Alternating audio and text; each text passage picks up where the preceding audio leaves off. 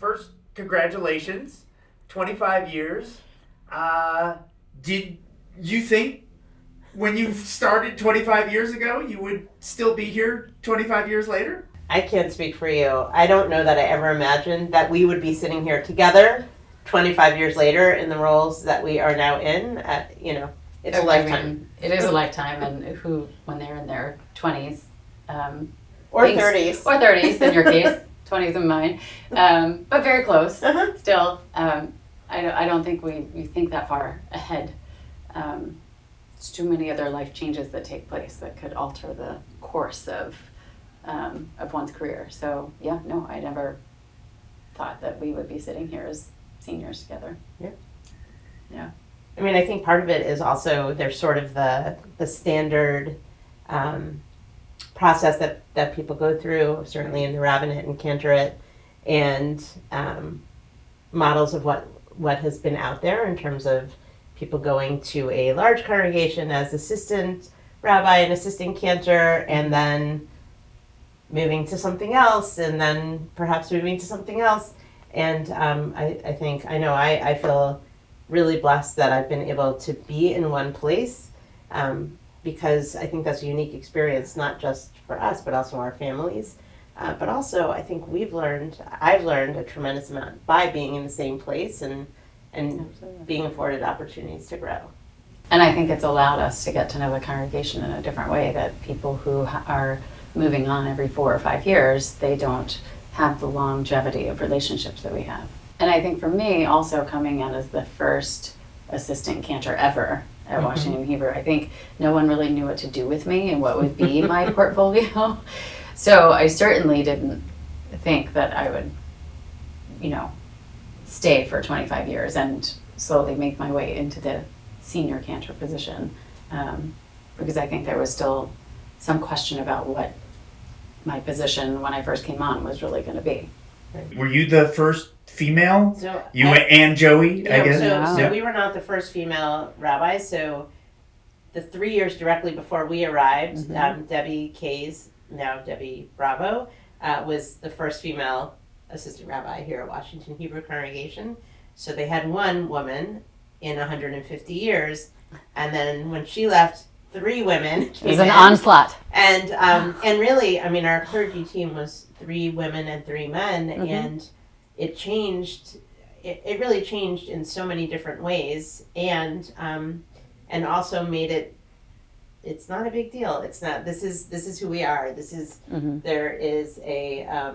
This is our core team, and we were actually laughing earlier about remembering our very first meeting in this office. The office looked a little bit different, but when we came in and, we were doing talking about all the things you need when you settle into a new place, all the resources. As a professional.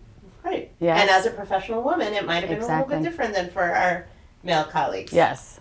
Cantor Manovich and Rabbi Mesler Joseph Mesler, they had an exchange at our first our first clergy meeting, where they looked at each other and said, wow, things have changed around here. Because we were exchanging notes on where to get our hair cut, Where to get our where nails to get our nails done. done.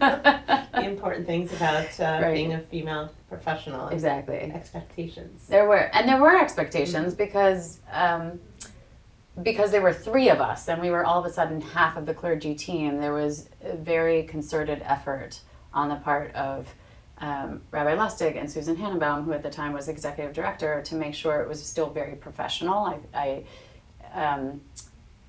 don't know why there was some concern, but there was. Well, there had only been one There had female only been rabbi one female, previously, right. and people were still getting comfortable. Exactly. And so when actually we first started, we could only wear skirt suits. suits. We could only wear skirt suits. Or dresses. Or dresses, right.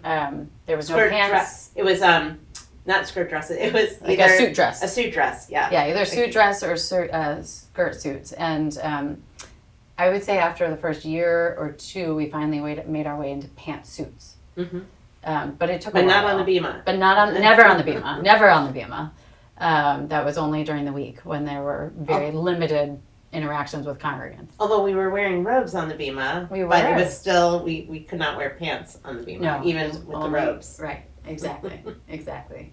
I think Rabbi Lustig deserves a lot of credit there. That we were never treated differently because of our gender. And I mean, there even- were every once in a while comments on our clothes at At the ONEG, but he wouldn't tolerate but- if somebody he didn't want people coming in and requesting by gender. He Yeah, felt that it was exactly. important for everyone to see all of us as as a cantor equal or a clergy. rabbi. Right. We were clergy, and it didn't matter what our gender or hair color or hair length or whatever might have made us different from each other. We were just clergy. which was ironic because you had short hair. I had my hair was shoulder length probably when we Yeah. first came, And mine was too. and yours, that's right, yours Yes. was. And Joey Hessel had long blonde hair. Yes. And people used to confuse us all the time. And maybe partly because of the Susan, and we had to go Susan and Sue, so there would be less confusion. But people used to mix us up Yes. all the time. So And us being Sue and Joey. yeah. Yeah.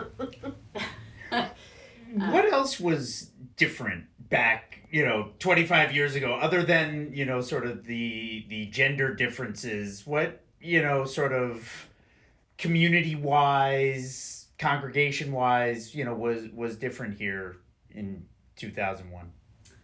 I mean, it was certainly in 2001. It was much more formal. Mm-hmm. It was a much more formal synagogue, Washington Washington was was right. much I more think formal. in general life was more formal. I mean, even for the Cantors, it was more performative singing. Certainly. And Yes. we've talked a lot about that over the last few years, especially noticing Mm-hmm. the way in which the congregation really participates. It was just what the style was, and it was a little bit more. Our Washington Hebrew minhag, our custom, was a little bit more classical reform. Mm-hmm. We didn't. There were certain prayers that we didn't do in Hebrew, and those are some of the things that have changed over time. Yeah. It was Yeah, very it was organ very- based. It was very organ based. It was very scripted. Mm-hmm. And the choreography of the service was really important. Not just Shabbat, but also B'nai Mitzvah services. So yes, and I think it took Washington Hebrew, I think, longer to become a little more casual than other Reform synagogues in the country. I think in part because we were in Washington, and I think Washington stayed more formal in general too for a very long time. Certainly, up until COVID. Up until really. COVID, exactly. What have you learned over these 25 years? We could probably sit here from now until May 29th and talk about what we've learned. I mean, I can speak for myself. I feel really blessed that I've had amazing colleagues to work with, both those who are still here and those who have moved on to other places.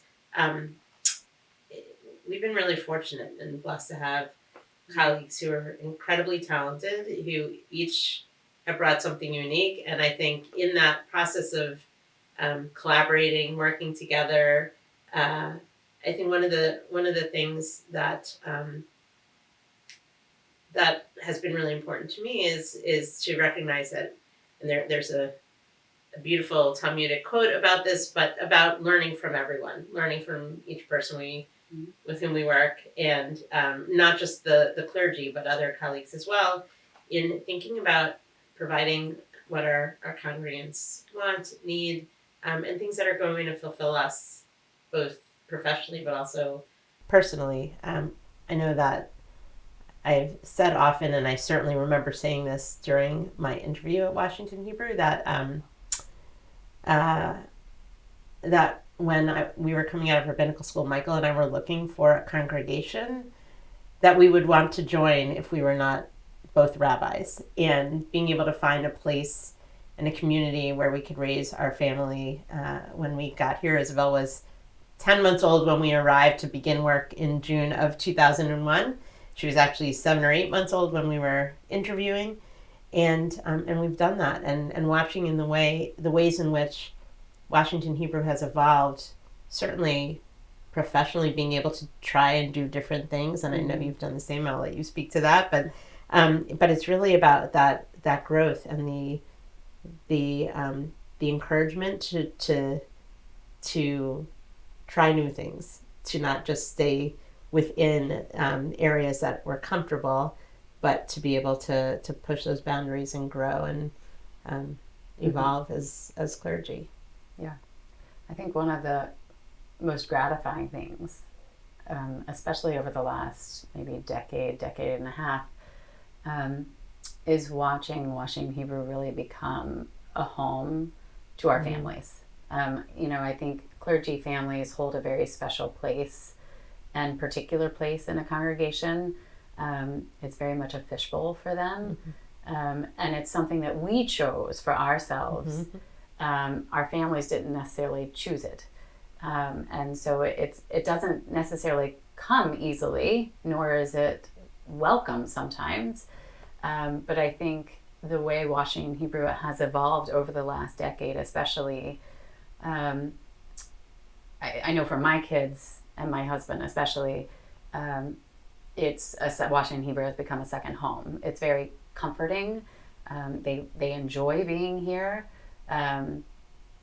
despite sometimes hearing from them that they don't want to come every Shabbat. But they do. They enjoy coming here. They enjoy the community, and they enjoy the services. They enjoy learning from the clergy. They really. There's nothing more gratifying than being in the car with them and saying how much they love being here, and that is not a given amongst clergy families. And what I think is special about Washington Hebrew is that I think for all of the clergy now, that is very much the case. And there's no resentment that's coming from our families about that we're here all the time or that they may be here all the time. And that's really, it's very gratifying.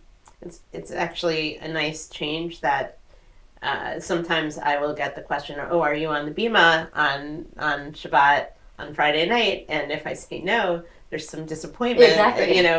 They had in their head that they were going to be coming to services, and then you're welcome to go to services, right, even if I'm not there. Yeah, exactly. And that didn't used to be the case, when we weren't on at one time, there wasn't that desire to come. But again, as we've changed over the last decade.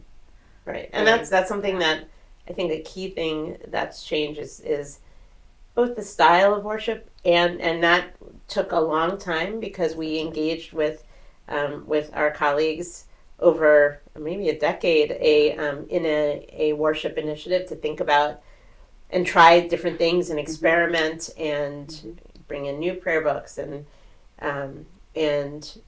try some different things with music, etc. But also even the timing. Yeah. When you're talking about what was different when we came to Washington Hebrew, Friday night services were at 8:45 at night. Yes. And so it was wonderful. And they were at least an hour and a half. Yes. And then you actually had to be here 8:30 was when early tours started with clergy. And so it was a late night. On Saturday morning. Yeah. Early morning. And the nice piece about that was we could have Shabbat dinner, an early Shabbat dinner before services. And at the same time, it just was a very long day. A long day, a long evening. And hard for children. Hard for rabbis and cantors at 8:45. Because if you're starting at 8:45 and you're going till after 10 sometimes, often, it was a different culture. It was. It really was. It was very much a different culture.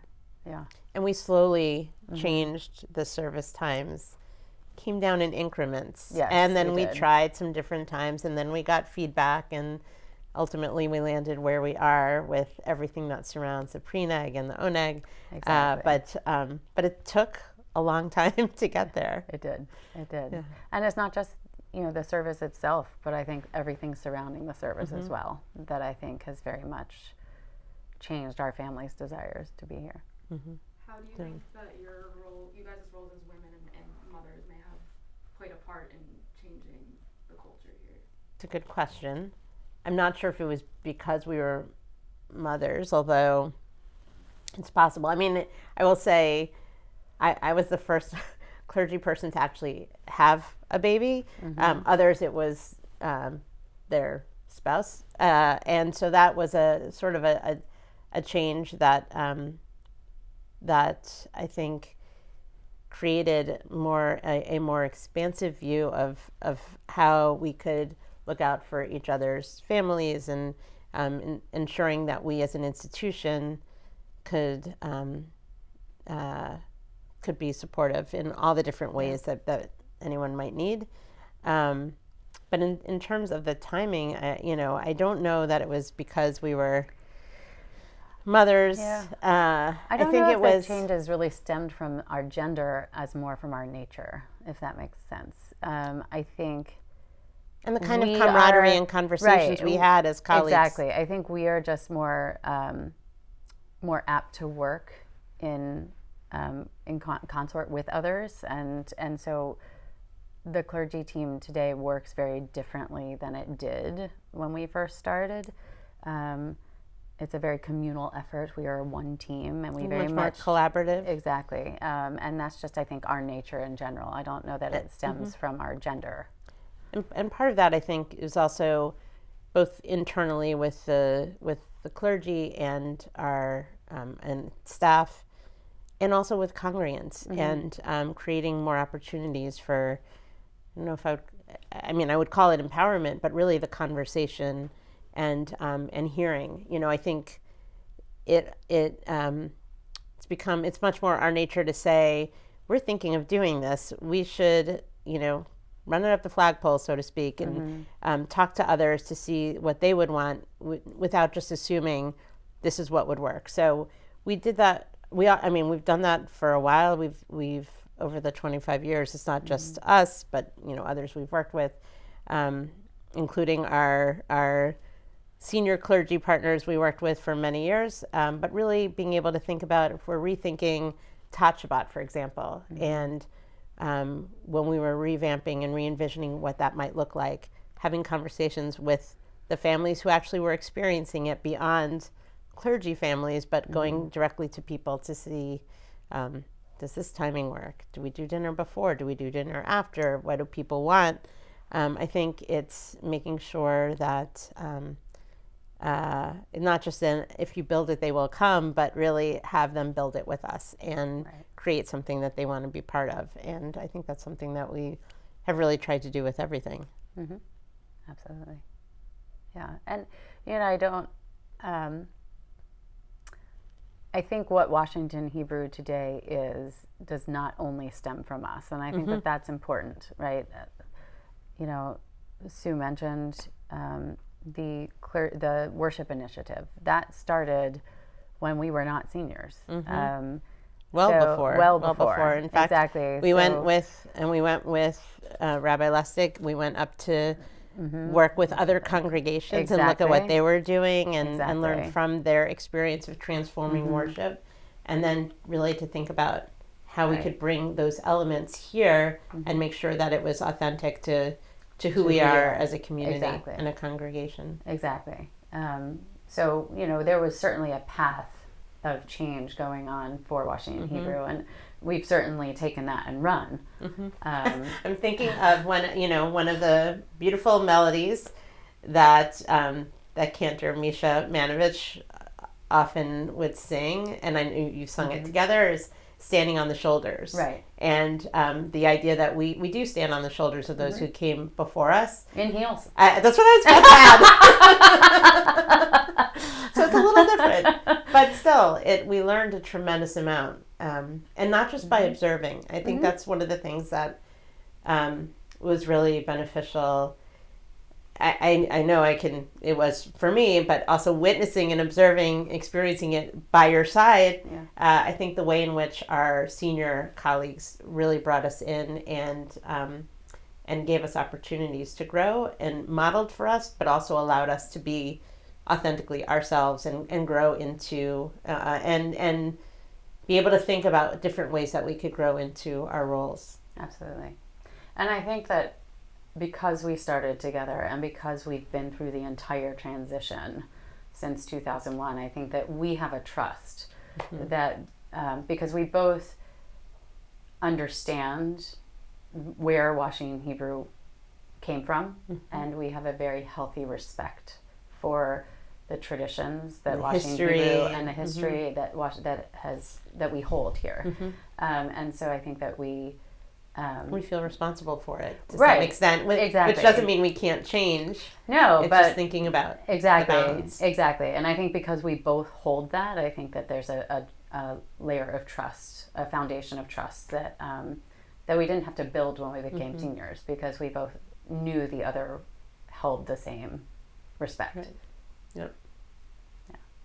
Is there a question you would want to ask each other that you think you don't know the answer to after 25 years? And that's a good question. We have shared a tremendous amount. I wasn't literally standing there when Susan met her husband David, but I was very close. And I was literally there, after kids were born, showing up in the hospital for each other, being there through all of life's moments. Deaths, births, everything in between. I can't think of any unanswered questions. I'm sure there are some, but we're planning on being here together for a while yet. Yeah, exactly. I'm sure those questions will be answered as well. Right. Yeah, what are you going to wear on the 29th of May? I don't know. That's a good question. That is a great question. We should talk about that. Yeah, we should. We can go get manicures together. I know, exactly. Don't cut that. That should be in there. So 25 years together. What's gonna happen in the next 5, 10, 25 years? That's a great question. We'll see. I think one of the things that has kept me at Washington Hebrew is that no 2 days are the same. It's never the same day twice. Yeah. And again, I am honored to be in this position, and I'm honored to share this and feel so blessed to share. Oh, now I'm going to get through all of these years with Susan. There's going to be lots of tissues on the Bima on May 29th. But also, we have incredible colleagues we work with, both our clergy colleagues and staff colleagues, and people who push us and inspire us.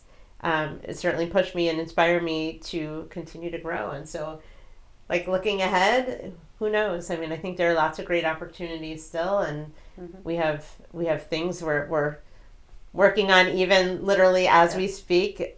Going just before this, and there we have a lot left to do. And we do. And I think we've got the congregation on a nice strong footing.